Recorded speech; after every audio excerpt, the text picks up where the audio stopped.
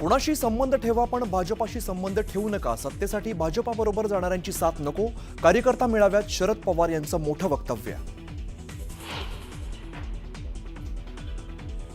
संधी साधूपणाचं राजकारण करू नका, शरद पवारांचा अजित पवारांना टोला. तर प्रत्येकाला मत मांडण्याचा अधिकार, शरद पवारांच्या टोल्याला अजित पवारांची प्रतिक्रिया.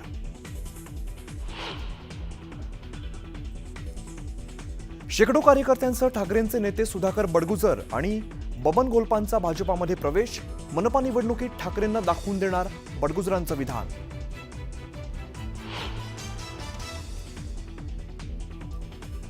बडगुजरांचा पक्षप्रवेश उद्या किंवा परवा होईल असं वाटलं होतं, मात्र महाजनांचा फोन आला की आजच पक्षप्रवेश करायचा आहे. बडगुजरांच्या पक्षप्रवेशाबाबत सकाळी केलेल्या विधानावर बावनकुळेंची सारवासारव.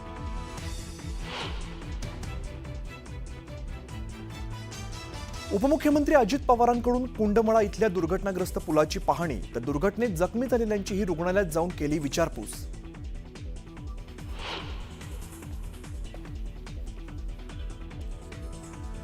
सांगलीत धर्मांतर विरोधी कायद्याच्या मागणीसाठी मशाल मोर्चा, सासरच्यांकडून ख्रिश्चन धर्म स्वीकारण्यासाठी होणाऱ्या छळाला कंटाळून विवाहितेने केली होती आत्महत्या.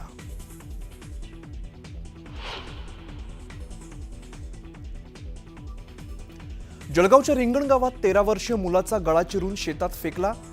मुलाचा नरबळी दिल्याचा कुटुंबीय आणि ग्रामस्थांचा संशय, आरोपींना फाशी देण्याची मागणी.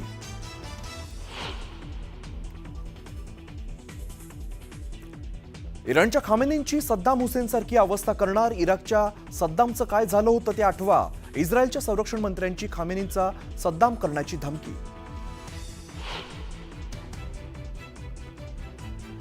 आणि इराणकडून इस्रायली गुप्तचर संस्था मोसादच्या इमारतीवरती क्षेपणास्त्र हल्ला. इस्रायलमध्ये मुंबईतील एका कंपनीचे 200 कर्मचारी अडकले.